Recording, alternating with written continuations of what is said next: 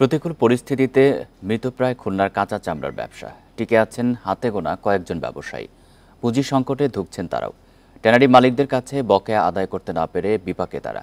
এমন পরিস্থিতিতে বেড়েছে চামড়া পাচারের আশঙ্কা। নগদের কাছে সব গ্রাহকই প্রিয়, তাই তো সারা দেশে ক্যাশ আউট চার্জ সবচেয়ে কম।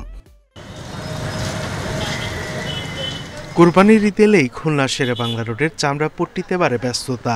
তবে চিরচেনা রূপের সঙ্গে বর্তমান সময়ের পার্থক্য অনেক। আগে যেখানে 50 থেকে 60 জন ব্যবসায়ী চামড়া বেচাকেনা করতেন, এখন সেখানে ব্যবসায়ীর সংখ্যা 10 থেকে 15 জন। বাজার পরিস্থিতির কারণে 2000 সালের পর থেকে কমতে থাকে চামড়া ব্যবসায়ীর সংখ্যা। যারা টিকে আছেন ট্যানারি মালিকদের কাছে বকেয়া আদায় না হওয়ায় পুঁজি সংকটে ধুঁকছেন তারাও। এখন কোরবানির ঈদের মৌসুমে 20 থেকে 30 হাজার চামড়া সংগ্রহ করতে পারেন শেরেবাংলা রোডের চামড়া পট্টির ব্যবসায়ীরা।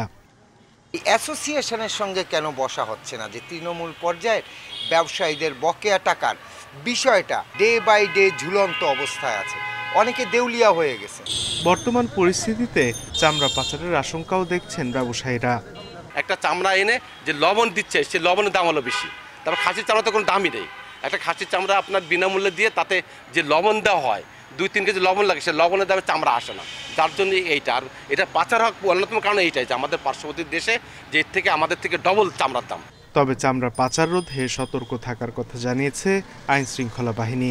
খুলনা মহানগরী থেকে সকল চামড়া যেগুলো কোরবানির পরে সংগ্রহ করা হবে সবগুলোই ঢাকামুখী হবে, যাতে করে আমাদের এই অন্যতম রপ্তানি খাত ক্ষতিগ্রস্ত না হয় এবং দেশের শিল্প প্রতিষ্ঠান যেটি আছে সেটিও যদি রক্ষা হয়।